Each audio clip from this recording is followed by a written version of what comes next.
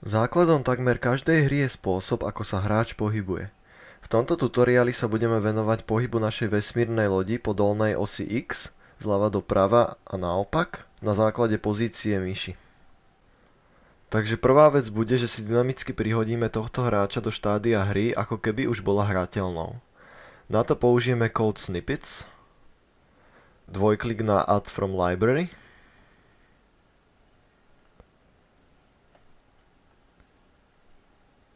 Flash sa nám nastaví na prvý action frame a môžeme začať týmto kódom. Pretože nám definuje premennú, teda nášho hráča, a chceme, aby Flash vedel, že to je movie clip, takže nazvime ho player. A ako vždy, premenné nám idú hore, takže Ctrl X, trocha si poskrolujeme nahor a hodíme premennú sem. Takže Flash odteraz vie, že hráč je movie, teda respektíve player je movie clip, podľa toho ho bude odteraz poznať. Kód si pripneme a ideme opäť úplne dole.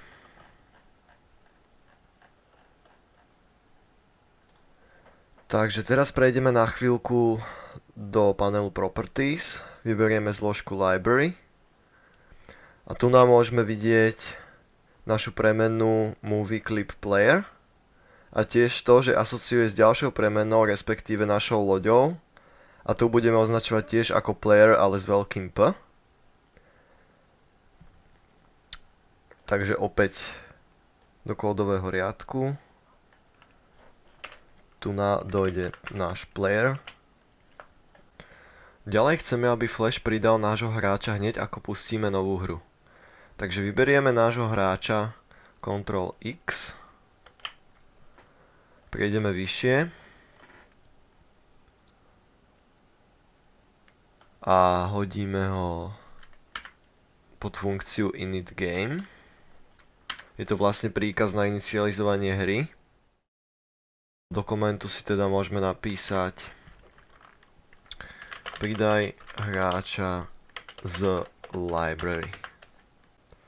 Takže hráča, respektíve našu loď máme na stage. Ďalej chceme, aby sa náš hráč mohol pohybovať, strieľať a tak ďalej. Takže prejdeme sem pod funkciu start player. Do komentu si dáme, čo sa tu bude diať, a to je vytvor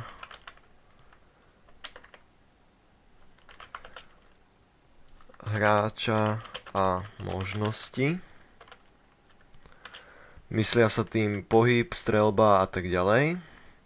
Prejdeme úplne dole.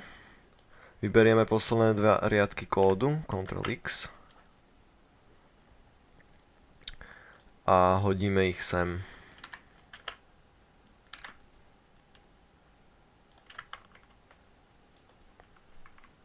Takže sem nám dojde naša premenná hráč, teda player.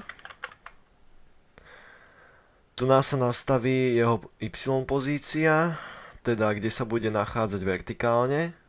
Bude zarovno stage height, teda nášho herného pola, ale to znamená, že bude vlastne mimo nášho stageu, respektíve nebude vidieť celý. Takže zarovno stage height minus náš hráč, player. Čiže ešte raz, ak sa pozriete sem do library panelu, zbadáte nad našim hráčom takú malú bodku.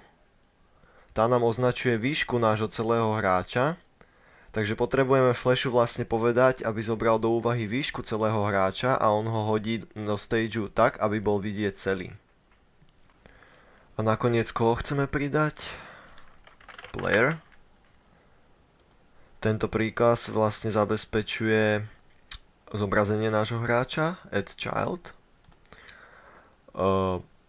Ak chceme, aby sa náš hráč vedel hýbať, budeme potrebovať ďalšie code snippets. Takže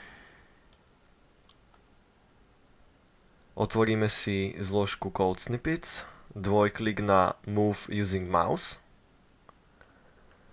a vystrihneme si tento kód.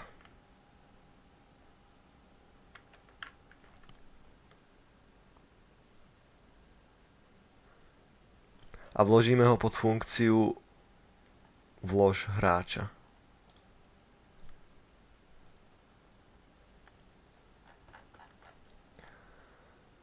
A vložíme ho pod funkciu vytvor hráča. Takže sem.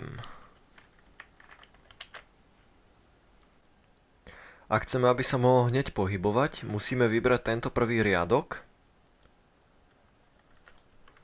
Ctrl X a hodíme ho pod pridaj hráča.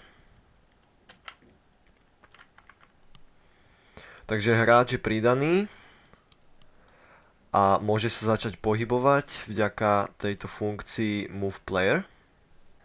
Sem príde opäť player. Takže jeho X pozícia je teraz rovná X pozícii našej myši. Stage mouse X. Keďže my robíme túto hru na mobilné zariadenie, táto funkcia nám opäť zabezpečí to, že ak sa hráč dotkne displeja prstom, bude braný ako X pozícia našej myši, teda bude fungovať aj na myš, aj na dotyk. Ďalej mu musíme stanoviť určité hranice, aby nám nevybehol z herného pola.